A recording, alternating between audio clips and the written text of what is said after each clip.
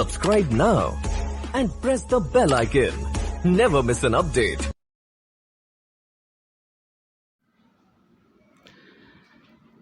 चलिए, GS Basti by Satish Tiwari YouTube channel पर आपका स्वागत। आइए दोस्तों, भाइयों, विद्यार्थियों, बहनों, हम देखते हैं विचारों में अभिमान जो होता है नरक का मूल होता है। अभिमान हमें नहीं करना चाहिए। चूँकि अभिमान नरक का मूल होता है। तो चलिए हम आते हैं आज के वीडियो में। आप वीडियो देखें, सब्सक्राइब करें, लाइक ज़रूर करें ताकि हमारी हौसला को बल मिले। तो आज हम बाल विकास एवं शिक्षा शास्त्र के अंतर्गत जो विकास की अवस्था का हम लोगों ने पिछले वीडियो में अध्ययन किया था, आज हम ऐसी अवस्था, विकास की ऐसी अवस्था के बारे में अध्ययन करेंगे जो जीवन का अति महत्वपूर्ण काल होता है, महत्वपूर्ण जीवन का पड़ाव होता है, जिसका नाम है किशोरावस्था, एडोलसेंस। तो किशोरावस्था, शैशवावस्था के बाद बाल्यावस्था। अब किशोरावस्था जो है, सच मायने में बाल्यावस्था की समाप्ति अर्थात वयः संधि काल होता है। प्रौढ़ावस्था और बाल्यावस्था के बीच में, अर्थात जोड़ने का काम करता है।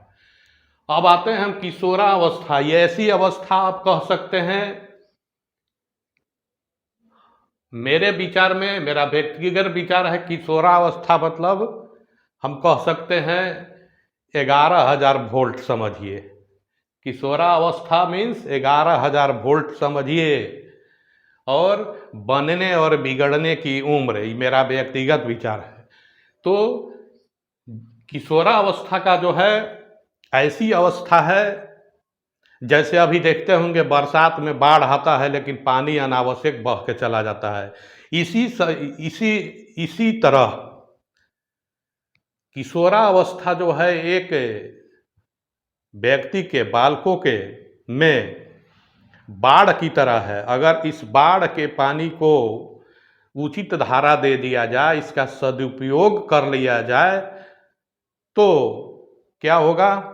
इससे आपका विकास हो सकता है, इसका लक्ष्य इससे आपको मिल सकता है, उद्देश्य प्राप्ति हो सकता है। उसी तरह यह किशोरावस्था एक काल होता है, ऐसा काल होता है जहां आप जीवन को कहीं भी मोड़ सकते हैं, लेकिन नकारात्मक सेंस में नहीं। क्योंकि बनने का उम्र भी मेरे व्यक्तिगत विचार में ये समय है और बिगड़ने का भी समय यह होता है। तो आप जैसा इसको सकारात्मक रूप से अगर अपने एनर्जी को, अपने ऊर्जा को अपने जीवन के सकारात्मक कार्यों में लगाएंगे, अपने उद्देश्य एवं लक्ष्य प्राप्ति में लगेंगे, तो आपको आसानी से प्राप्त हो जाता है। क्योंकि इस समय आपका जो है ऊर्जा बहुत होता है, आपका मस्तिष्क का विकास, आपका सारा जो चीज़ होता है, शारीरिक, मानसिक, सभी तरह का विकास चरम सीमा पर होता है। आप इस ऊर्जा को अगर आप मोड़ के सही दिशा में ले जाएंगे तो आपका जीवन सफल हो जाएगा, आपका जीवन बन जाएगा। इसलिए यह अवस्था, किशोरावस्था, आपके जीवन के लिए महत्वपूर्ण है। जैसे एक ऋतु के समाप्त होने पर दूसरे ऋतु के आगमन का पहचान दिखाई पड़ता है, चिन्ह दिखाई पड़ता है, लक्षण दिखाई पड़ता है, उसी तरह से यह काल होता है। और यह प्रौढ़ावस्था और बाल्यावस्था को जोड़ने का काम करता है।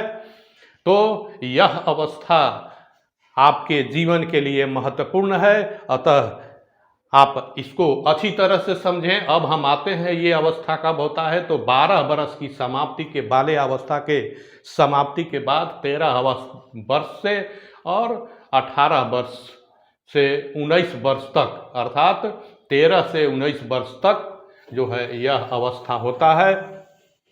अर्थात हम अवस्था को व्यवहार के आधार पर भी देखते हैं, रखते हैं, लक्षण के आधार पर भी। उम्र तो है ही, लेकिन व्यवहार के आधार पर, लक्षण के आधार पर भी हम जो है अवस्था को बांटते हैं।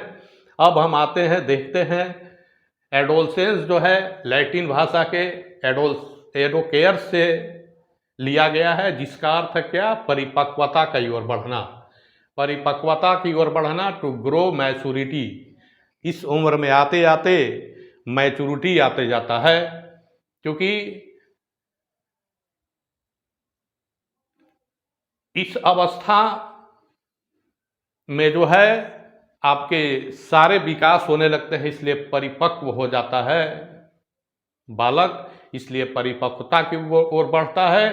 अब हम देखेंगे इस अवस्था को हम और नामों से जानते हैं, क्योंकि लक्षण के आधार पर इस अवस्था को हम इस नाम से भी जानते हैं।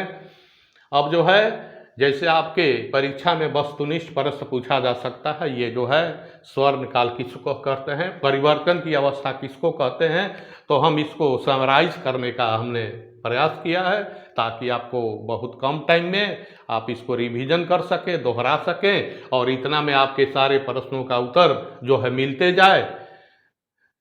तो चलिए हम आते हैं इस अवस्था को किन किन नामों से जानते हैं। तो पहला जो है तीव्र विकास की अवस्था, क्योंकि ये इस अवस्था में शारीरिक मानसिक जो है सभी तरह का जो है विकास बहुत तीव्र गति से होता है।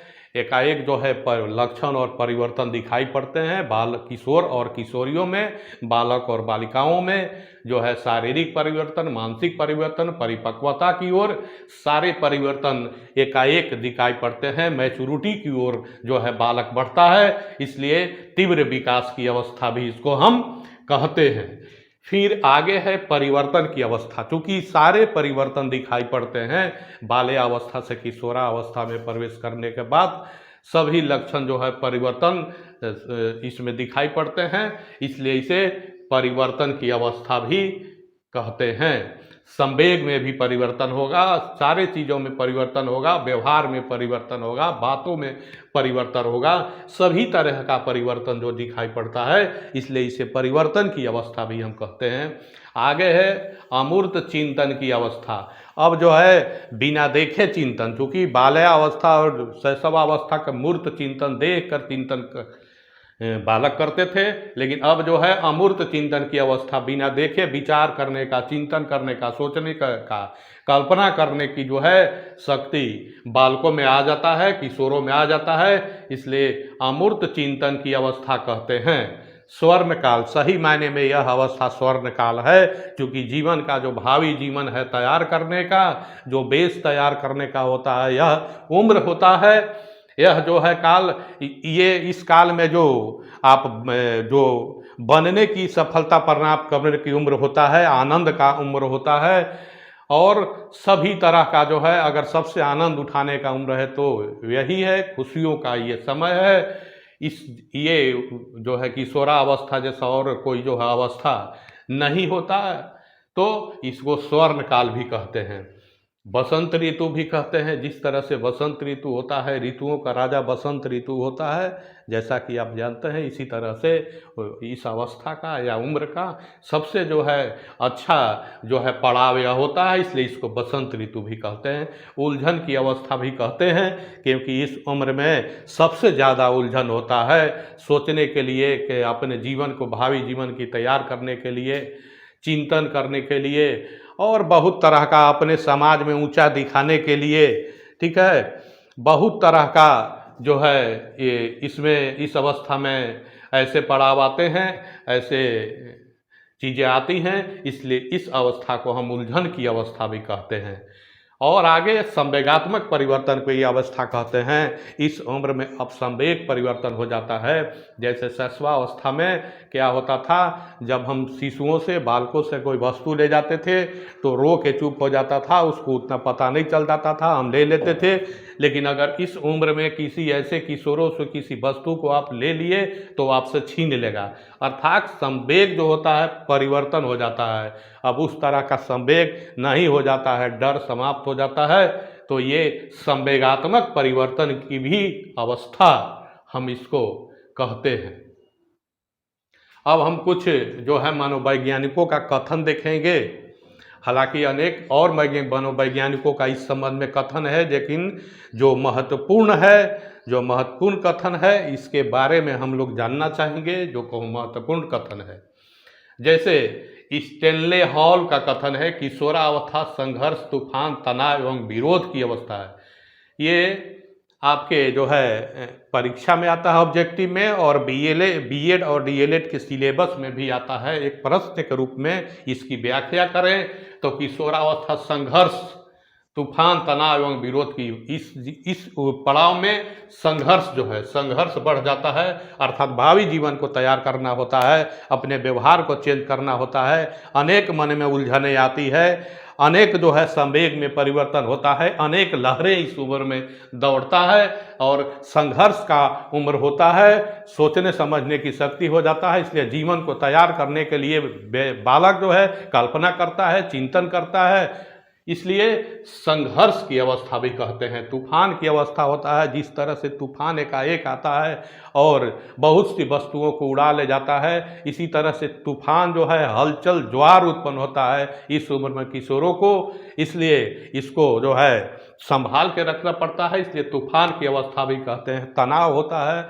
सोचता है बालक, अध्ययन में, अपने व्यवहार में, अनेक कार्यों को करने में बहुत तरह का उसे तनाव होता है। और विरोध की अवस्था, और इस उम्र में जो है बहुत तरह का होता है, नशीली वस्तु का सेवन करने लगता है, उसे समाज में अपने को ऊंचा दिखाना होता है, उसे अभिमान की भावना हो जाती है, उसे समाज सेवा करने की भावना हो जाती है। अनेक भावनाएं जो होती है वह जो है बहुत सी बातों को जो है दूसरे जो है तरह ले लेता है। इसलिए इस अवस्था को संघर्ष, तूफान, तनाव एवं विरोध की अवस्था कहते हैं। ये सब्जेक्टिव जो है दीर्घोत्तरीय प्रश्न में भी आता है, आपके बीएड की परीक्षाओं में, डीएलएड की परीक्षाओं में, इसलिए व्याख्या करने के लिए, इसलिए ये सारा कारण है। इसलिए संघर्ष, तूफान, तनाव एवं विरोध की अवस्था इसको कहते हैं।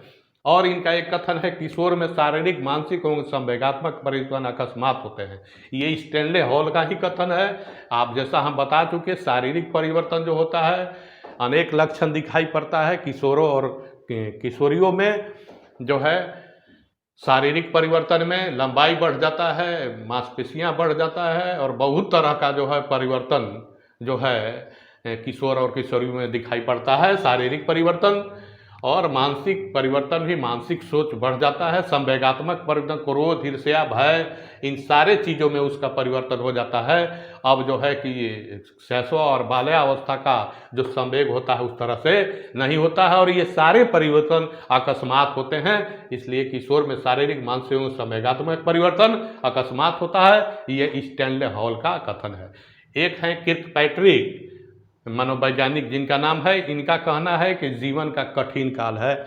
सही मायने में ये जीवन का बहुत कठिन काल है। यह जो है उम्र तय कर देता है आपका जो है जीवन, आप कहाँ तक सफल होते हैं, आप कहाँ तक जाते हैं। सभी तरह का जो है समस्याएं इस उम्र में आता है, हलचलें पैदा होती है किशोरों में, उनको संभालना भी होता है, अपनी भावना, उग्र भावना को जो है संभालना पड़ता है।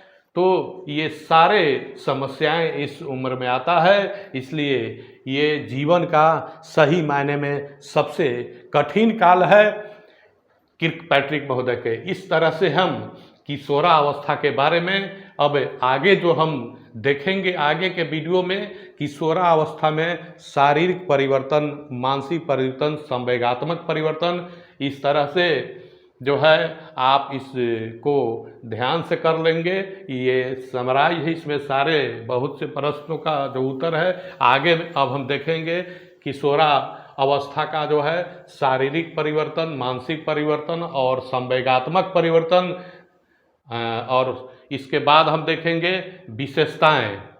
विशेषताएं देखेंगे। किशोरा अवस्था के मुख्य विशेषताएं क्या हैं, हम आगे के वीडियो में, जैसे लंबाई एवं विकास में वृद्धि, बालकों की लंबाई बढ़ जाता है, किशोरियों की भी लंबाई बढ़ जाता है, और सारे अंगों में परिवर्तन दिखाई पड़ता है और सभी तरह का जो है विकास होता है और तीव्र वृद्धि होता है। तो इस तरह से हम आगे के वीडियो में विशेषताएं के बारे में अध्ययन करेंगे। जय हिंद।